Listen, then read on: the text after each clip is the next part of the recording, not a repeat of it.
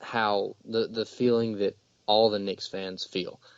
I think that they want him out. He doesn't really bring anything to the table for him, you know. No, he's kind of out of his prime now too. He's not the Carmelo that was with the Nuggets, and he's kind of starting to fade a little bit. So it's going to be interesting to see what ends up happening with Carmelo. But I think his best bet is to get out of New York. But I think he's too hard-headed to kind of figure that out. Yeah, he's probably one of those guys that's like he wants to do what everybody else doesn't want him to do. Yeah, that's kind of what he seems like.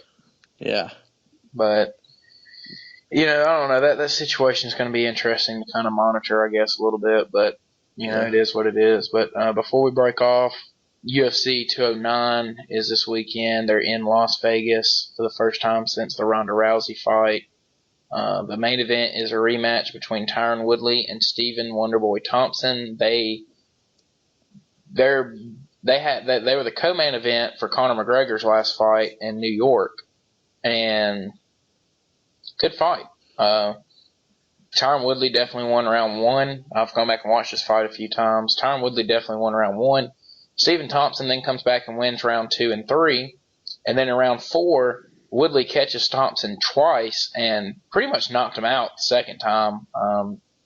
Woodley kind of makes a bad choice and goes and tries to get the guillotine on him, and Thompson, he has a tight guillotine. Thompson somehow doesn't tap out and gets out of it and ends up on top. But the two judges gave him a 10-8 round, so Thompson then gets 8 points, and then Thompson comes back and wins the 5th round. So he won 3 rounds to 2, but he got the 10-8 round, which took a point. Took away another point. Ended up they tied 47-47 on the scorecard on 2 of them, and then Woodley won on 1 scorecard, and there was some controversy because when they announced it, Bruce Buffer announced what was put on the card, but it was wrong. He announced that Tyron Woodley had won the contest by split decision, but it wasn't correct since 2 judges had ruled it a draw.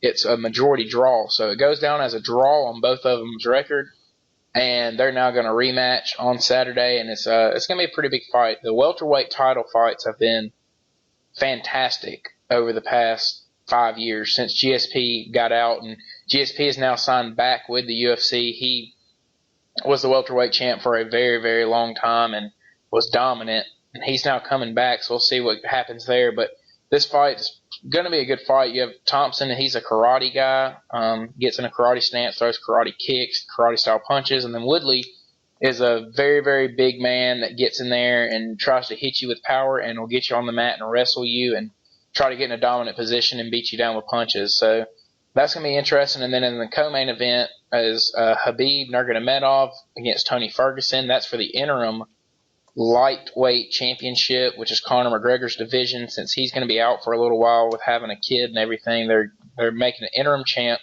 And Dana White came out and said the other day that Conor McGregor's next fight won't be in a boxing ring. It will be against the winner of this fight. So you never know if that's kind of negotiation talk from Dana White going out in the public and saying that, or if basically he's just saying they're not going to give in and let McGregor fight in boxing. He's going to fight for the UFC and honor his contract. So, but anyways, the winner of that fight will fight Conor McGregor next, more than likely. So that's going to be one to watch too. But it's going to be a good card. Hopefully, it's going to be a lot better than UFC 208 was in February earlier this month, because that was a very, very bad card. It was. It just wasn't very good. It was probably the worst UFC card I'd ever seen. So I think this one will be a little better, but I'm looking forward to it. It's going to be good. And you're going to start seeing things shape out a little more, especially with the Conor McGregor situation here coming up, because they're going to have to put the winner of this fight against McGregor very soon, or McGregor's probably going to have to give up his belt, and the winner of this fight will become the actual champ. So we'll see what happens there. It's going to, this McGregor-Mayweather thing is getting interesting because Mayweather came out the other night and said he wants to make this fight happen, so let's make it happen. Mayweather's end of the deal is pretty easy. He can just come up with a contract and sign it himself and, go, because he has his own productions. But Conor is signed with the UFC, and it makes things hard because the UFC, unless they're going to help co-produce the the pay-per-view and stuff, they're probably not going to be for it. And I don't really see Mayweather budging and letting the UFC kind of co-produce it with them. Yeah, I don't know. I think they should do it. I think that both sides should say, okay, you know what, let's Well, make this everybody happen. wants it. It's going to be Yeah. $1 billion fight. I mean, there's no doubt. I think that it definitely will happen. Not sure when. I know we talk about this all the time, but man, I get excited just thinking about this. This is the best. This is literally the best of both worlds. I mean, we might end up overhyping the fight, when it actually happens. Well, it probably will, kind of like we did Pacquiao and Mayweather. Right. I mean, it might be overhyped, but I mean, living in the moment, man, this is going to be. Well, it's witnessing I don't know history. what to expect. I think this is going to be great. I think it would be great. Maybe overhyped, but I think it would still be good. Yeah, I'm hoping it happens because it's like Mayweather keeps saying. McGregor finishes his fights on the feet. Now, boxing and striking in the UFC is definitely different, but McGregor does have a boxing background. He has boxed before, and he does do a good job on his feet, throwing punches and everything. But one thing is he always gauges his distance and keeps his distance with his kicks. And he wouldn't be able to do that in a boxing ring. So it would be a little different for him, and he'd be going against one of the greatest of all times. Definitely probably the greatest at defense to ever do it. So, it needs to happen, though. Everybody wants to see it happen.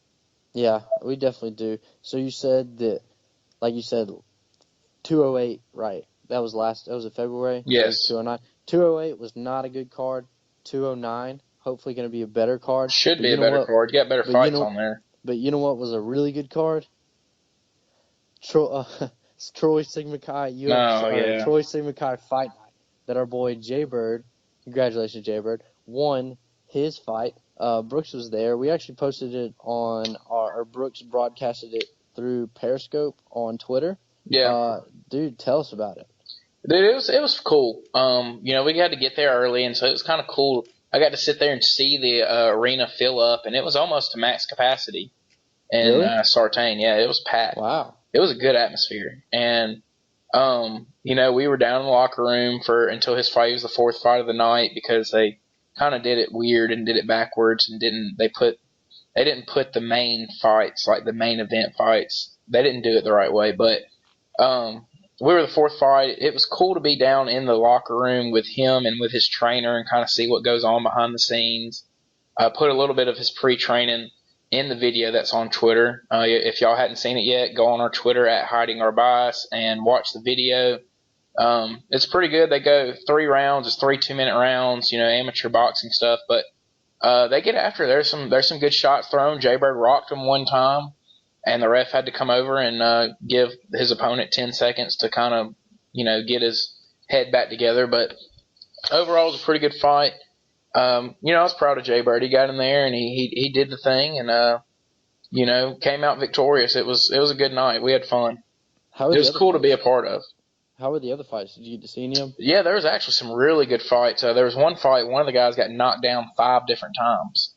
Wow. Yeah, and you credit to him, he kept getting back up. The last fight of the night was this huge, big, ripped black dude got in there against one of the Sigma Chi's, and they ended up calling it in between rounds. After the first round, the black dude hit the Sigma Chi so hard that the guy couldn't see, and they had to call the fight. Yeah, so, but there was some good fight. I mean, there was some really good. There was another one that was really, really close. It was the closest scored card of the whole entire fight, night, is what the announcer said, and I think it was a guy from the fraternity ATO was fighting a Sigma Chi, and I think he ended up winning. But it was a good back and forth fight. Both of them got knocked down once, so it was actually some good. It wasn't great boxing. It's not like when we watching the Deontay Wilder fight Saturday. Very technical and all that. But guys got in there and they threw some hands, and they got after each other. It really, there's some hitting going on. From what I saw on everybody's Snapchats and Twitter feed and Instagram videos, looked like a slugfest. Just everybody. No, yeah, it was. People just got in there and they just threw hands. There wasn't no sitting around, wasn't no gauging distance and all that. They got in there and they threw hands, and it was fun to watch. That's pretty cool. I really hate I missed it. I do. Yeah, it was fun. It really was almost to max capacity in Sartain. I'd say there's maybe on one side there was probably 3 empty rows of bleachers all the way up, and then on the other side there's probably 4 or 5 rows. But other than that, I mean, it was packed. And then all the ringside seats were filled up, and there's probably about 400 to 500 of those. Yeah. So, well, I mean, that's really good. That's a really good thing that Sigma Chi does down there every year. It's their philanthropy deal. I don't know who the money was going to this year, but they're giving water to somebody in Africa. Well, that's a good cause. They always got a good cause going on down there. That's a good thing they got going for them. And it's a good idea to do the fight night. I know there's a lot of other Sigma Chi's that do it all over the nation, and it's a good idea. I enjoy. A lot of people enjoy that. So mostly the guys, but a lot of people do enjoy it. It's fun to get in there and watch guys that you go to school with go in there and bang it out. We had some foreign guy from Denmark. I think he transferred here this year, but he got in there, and I think he fought when he was over in Denmark. He was pretty good. He whooped the guy he fought against. They ended up stopping the fight. Yeah, I think he got the first stoppage of the night. So yeah, I'm hoping that he'll fight again next year because it was pretty good. But it was a good event overall. It was better than UFC 208. I can tell you that. Cause that UFC 208 was just bad. That was bad. But fight night was fun, and I'm proud of my boy Jay Bird. So Jay Bird, when you hear this, both of us congratulate you. We're proud of you. But I think that about does it for us, guys. We hope you guys enjoyed it. Again, make sure to go follow us on Twitter at Hiding Our Bias. Go watch the fight on there. It's on there.